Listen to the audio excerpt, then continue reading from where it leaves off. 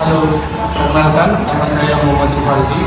Saya mahasiswa Bendara Kampus Pendidikan Inklusi. Kali ini saya akan menjelaskan definisi pendidikan inklusi menurut ahli luar negeri dan ahli dalam negeri.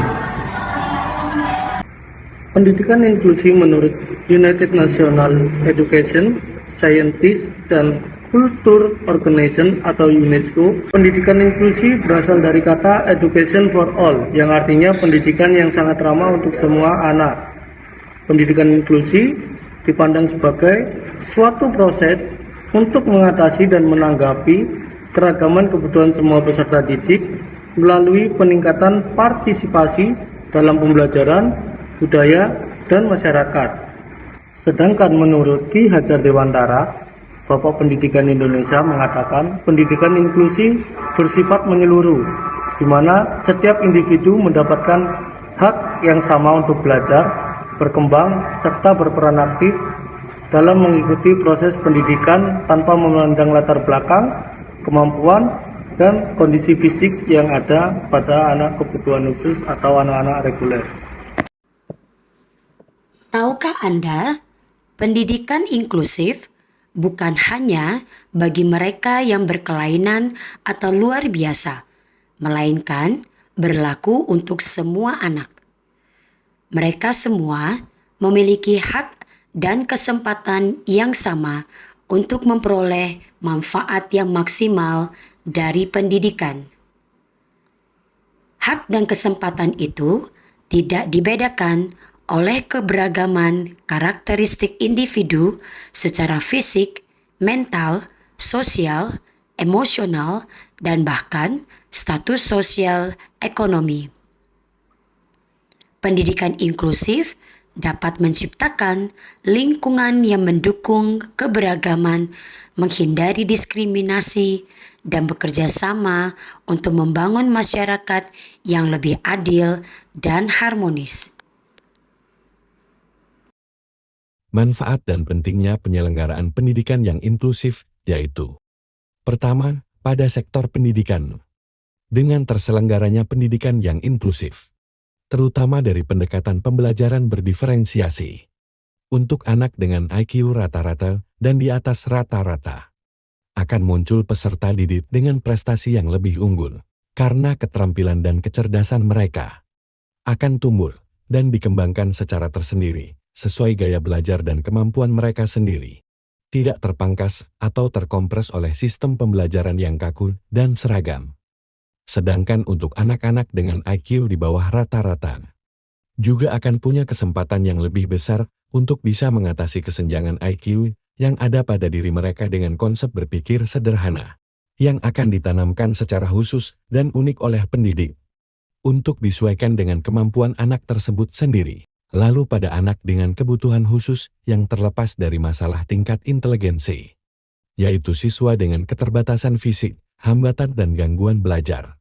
Kemudian anak atris, merekalah yang akan mendapat benefit terbanyak dan sekaligus yang paling menunjukkan umpan balik positif sebagai indikator tingkat keberhasilan terlaksananya pendidikan yang inklusif untuk dilihat dan diterima oleh masyarakat. Pada sektor perekonomian, manfaat dari penyelenggaraan pendidikan yang inklusif yaitu: dari permintaan untuk kebutuhan dasar penyelenggaraan kegiatan belajar mengajar inklusif, yang akan membutuhkan tenaga pengajar yang lebih banyak dan terampil, serta media dan fasilitas belajar yang semakin beragam, menyesuaikan dengan gaya belajar dan kebutuhan anak secara inklusif. Pada kedua hal ini saja, sudah terlihat bahwa dari persiapan yang dibutuhkan, akan banyak tenaga kerja yang terserap, baik dari sisi pengajar baru yang dipersiapkan, maupun pada guru lama yang perlu diberikan pelatihan tambahan, agar bisa beradaptasi dengan metode belajar dan mengajar yang inklusif. Kemudian dari pihak eksternal, yaitu para pengusaha skala kecil terdekat, juga akan mendapat kesempatan untuk membantu pengadaan media dan fasilitas belajar mengajar sekolah. Namun potensi terbesar sebetulnya baru akan datang dalam jangka panjang, yaitu akan munculnya tenaga kerja baru, yang punya kecakapan skill set tersendiri, dari hasil berkembang dalam pendidikan inklusif. dan juga dari para penyandang disabilitas yang akan menemukan cara untuk menjadi mandiri dan mengurangi angka ketergantungan. Hal ini juga secara kolektif akan mempengaruhi perekonomian bangsa ke arah yang lebih baik setelah beberapa waktu dikerjakan. Yang perlu digarisbawahi dalam hal ini adalah pengadaan program pendidikan inklusif bukanlah beban yang akan memberatkan perekonomian bangsa, tetapi justru beban yang akan memperkuat perekonomian bangsa. Karena seperti yang kita ketahui, anggaran pendidikan bangsa ini sangatlah besar, namun dalam eksekusinya, seringkali belum tepat sasaran untuk bisa membawa kemajuan yang signifikan. Diharapkan dengan pendidikan inklusi sebagai tambahan target, maka dampak kemajuan pada sektor pendidikan dan ekonomi akan lebih terasa dari sekian besarnya anggaran yang dibuat oleh pemerintah selama ini.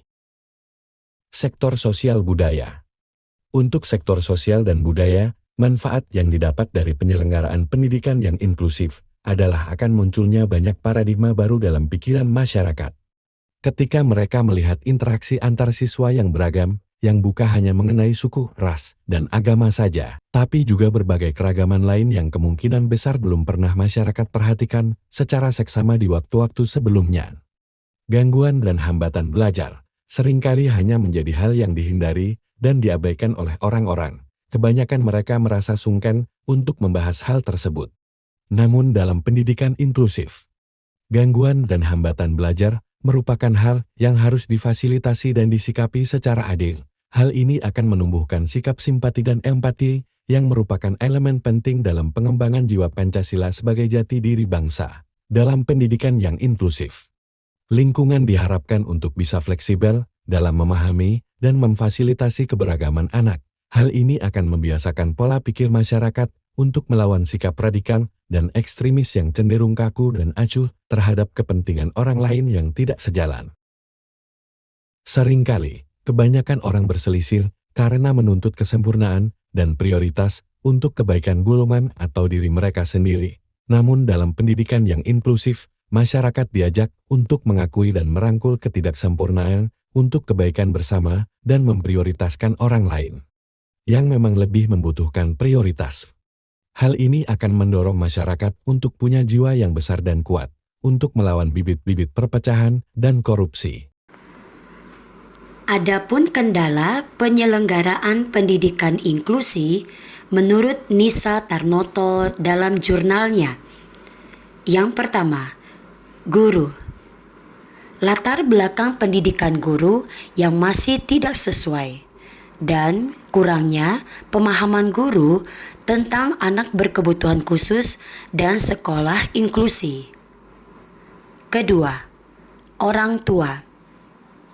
Kurangnya pemahaman orang tua tentang anak berkebutuhan khusus dan toleransi dari orang tua siswa reguler terhadap anak berkebutuhan khusus yang masih rendah.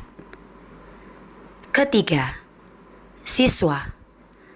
Anak berkebutuhan khusus mengalami kesulitan mengikuti materi pelajaran, dan anak berkebutuhan khusus dengan permasalahan yang berbeda dan masih memerlukan penanganan yang berbeda pula.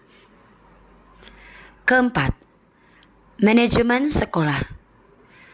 Belum siapnya sekolah dengan program sekolah inklusi, baik dari segi administrasi dan sumber daya manusia. Kelima, pemerintah. Kebijakan terkait pelaksanaan sekolah inklusi yang masih belum jelas. Keenam, masyarakat. Minimnya pengetahuan masyarakat terkait pendidikan inklusi dan anak berkebutuhan khusus. Selamat siang, Kakak. Iya, ada Pak. Boleh bertanya? Iya. Pesan Kakak kepada sini gimana? Apa yang dirasa? Baik, bagus, biasa aja bergaul sama teman-teman. Cuma belajarnya sendiri rasanya lebih mudah. Lebih mudah ya, Pak? Oke. Kalau Kakak boleh cerita, kira-kira setelah lulus ini mau ngapain? Dan tahu nanti aku kuliah atau apa, pokoknya insya Allah terbaik. Oh, yang terbaik.